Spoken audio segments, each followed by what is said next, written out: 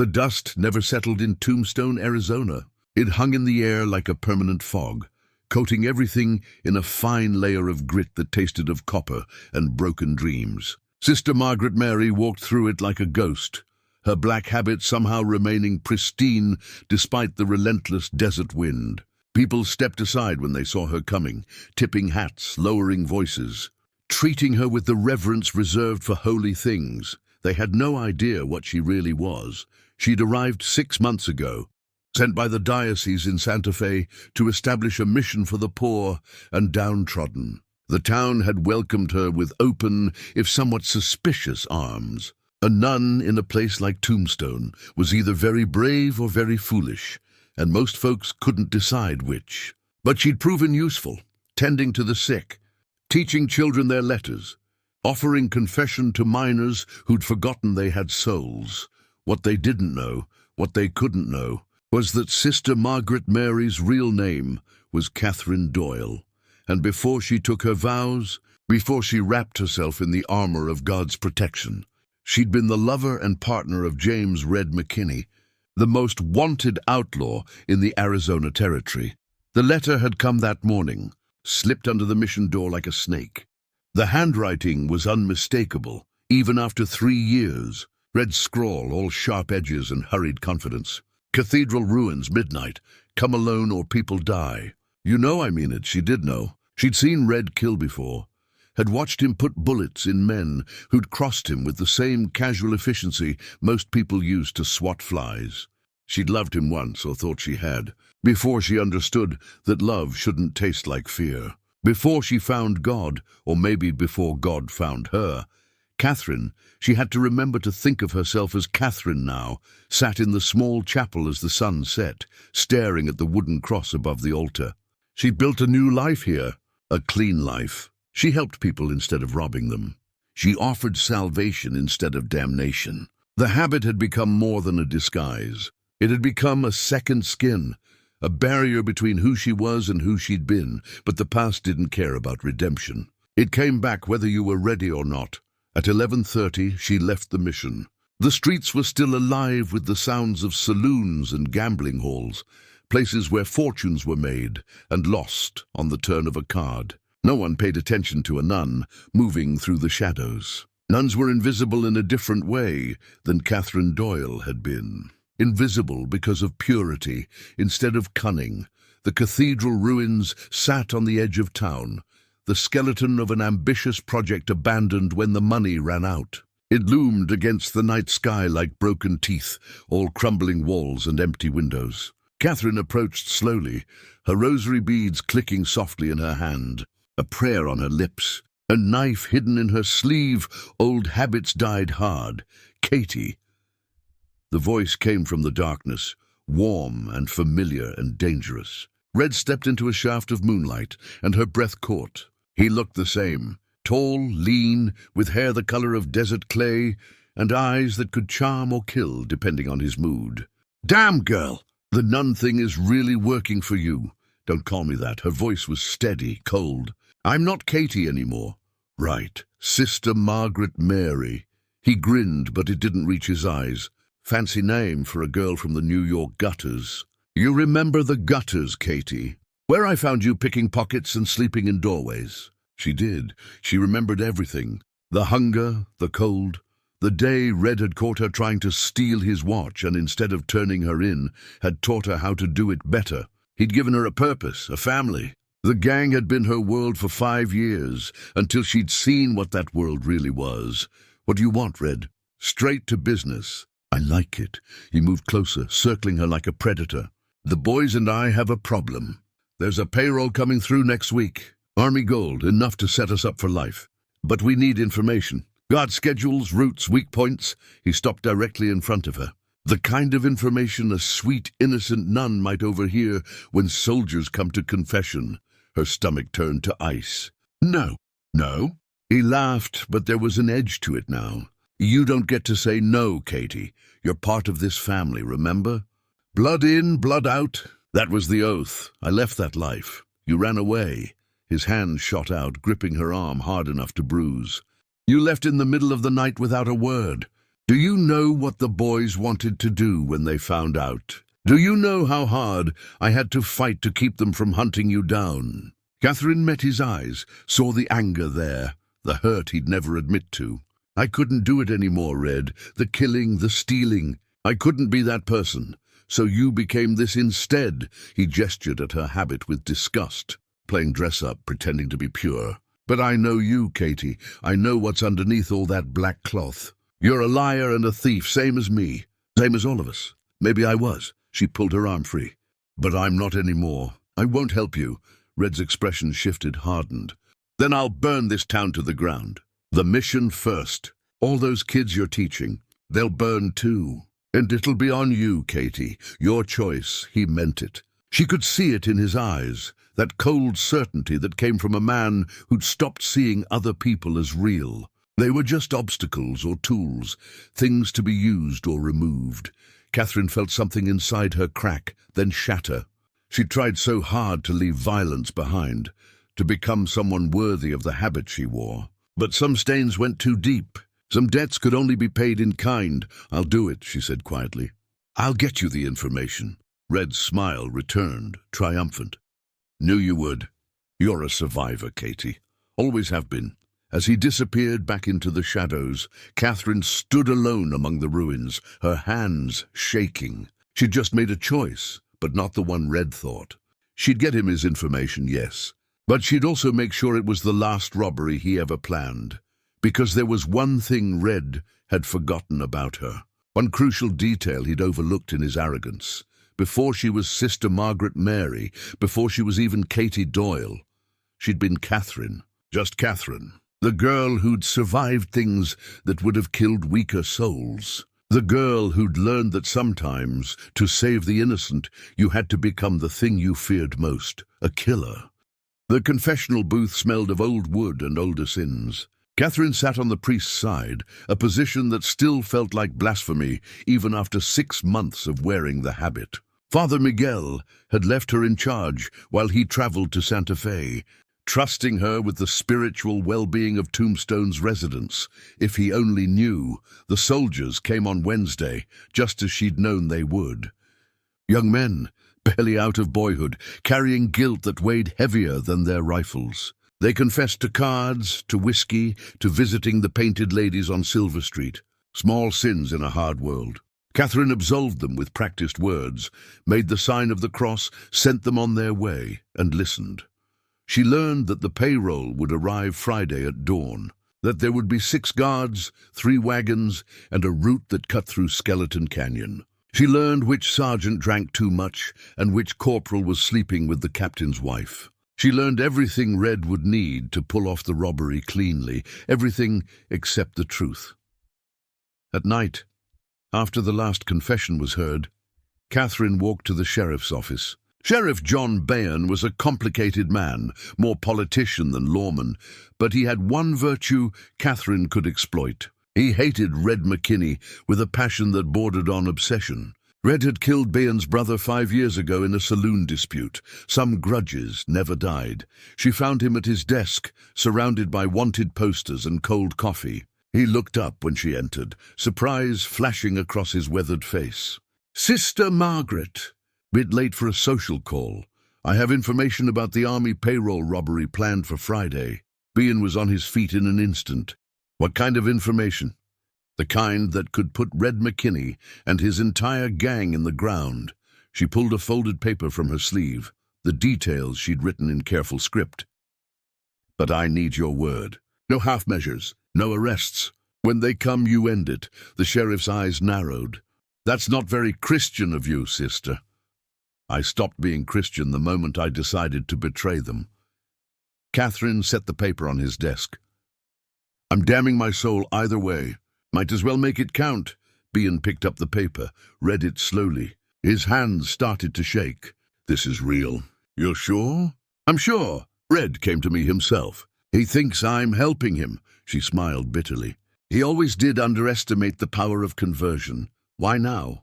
If you've been hiding from him for 3 years, why come forward?" Catherine looked at the wanted posters on the wall. Red's face stared back at her, younger, cockier, worth $5,000 dead or alive.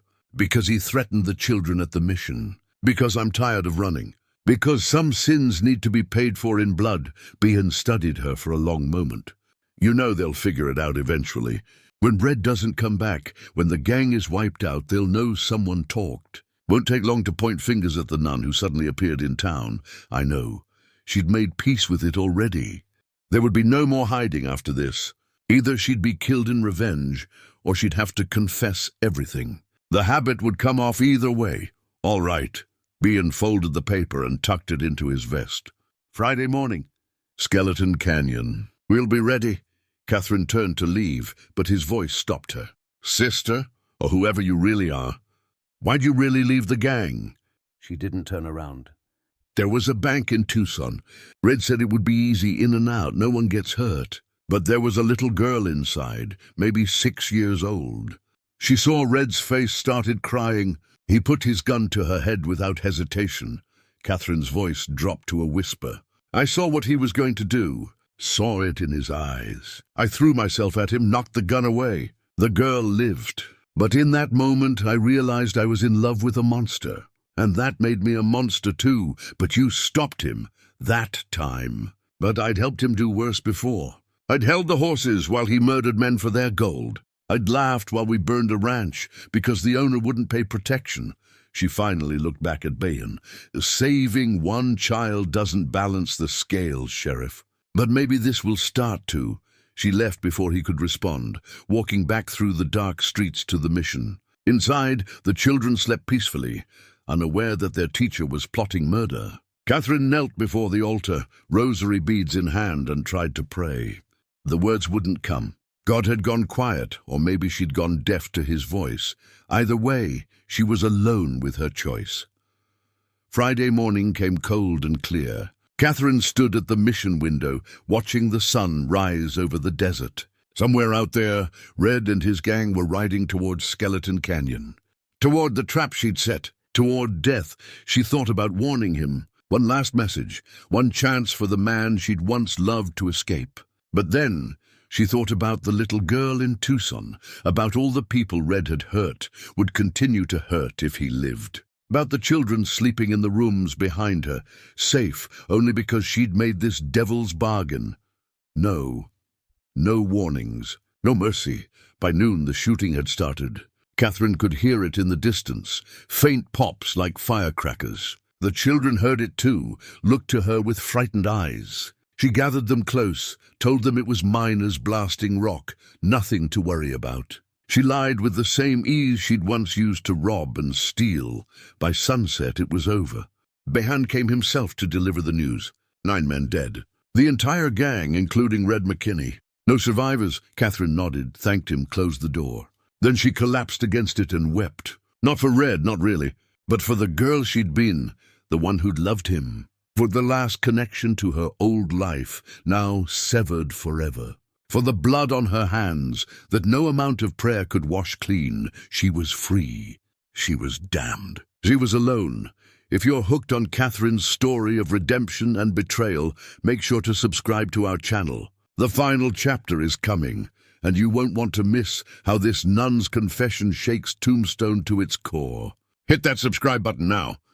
3 days after the massacre at Skeleton Canyon, Catherine stood before the congregation of Tombstone and prepared to destroy herself. Father Miguel had returned from Santa Fe that morning, full of news about church politics and diocesan appointments. He'd noticed immediately that something was wrong. The mission was too quiet. Sister Margaret Mary was too pale, too distant. When he'd asked what happened, she'd simply said, "I need to make a public confession this Sunday.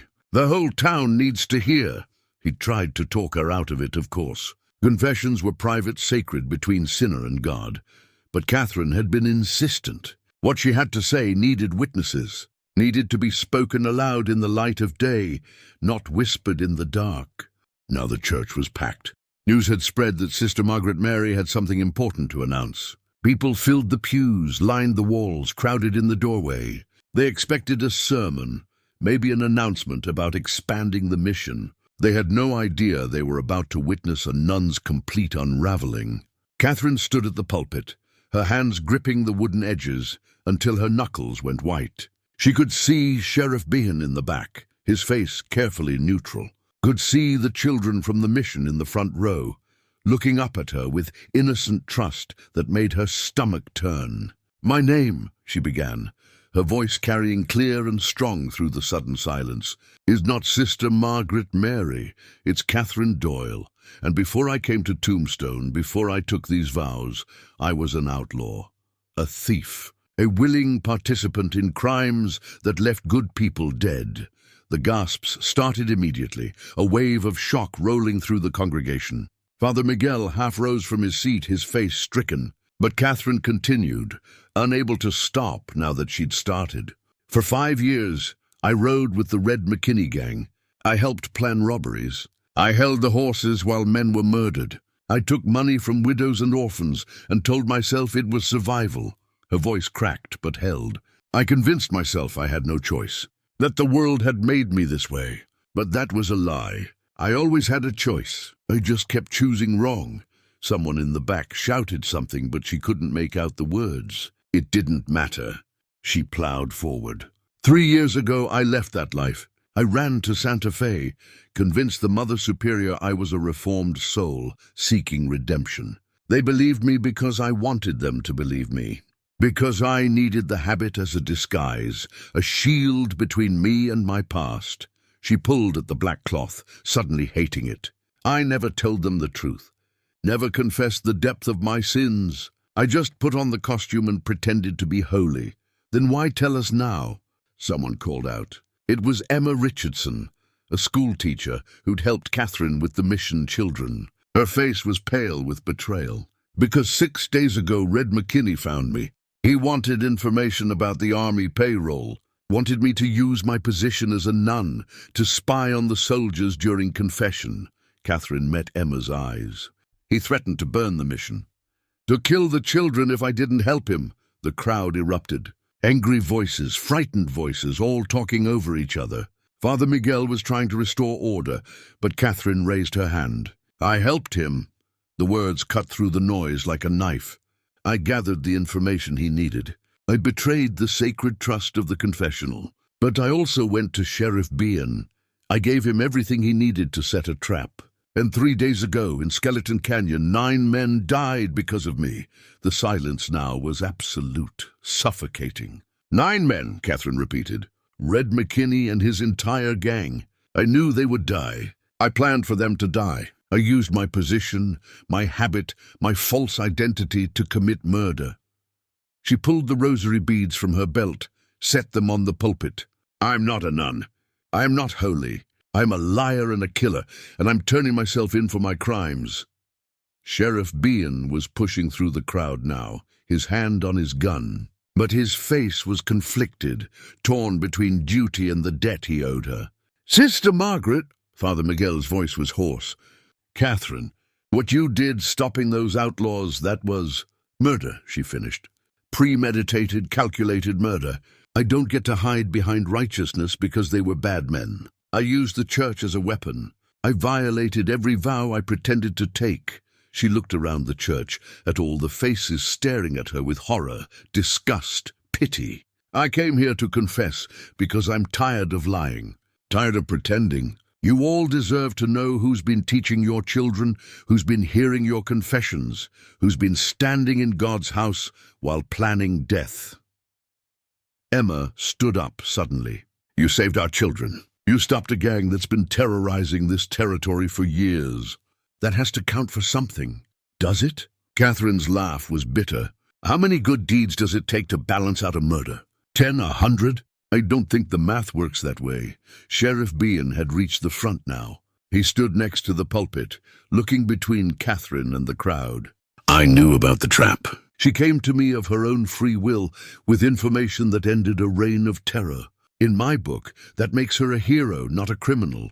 In the law's book," Catherine challenged, "I confess to participating in robberies across 3 territories, to aiding and abetting murder. The fact that I eventually turned on the gang doesn't erase what I did before." "Maybe not," Behan said slowly. "But I'm not arresting you. Not today.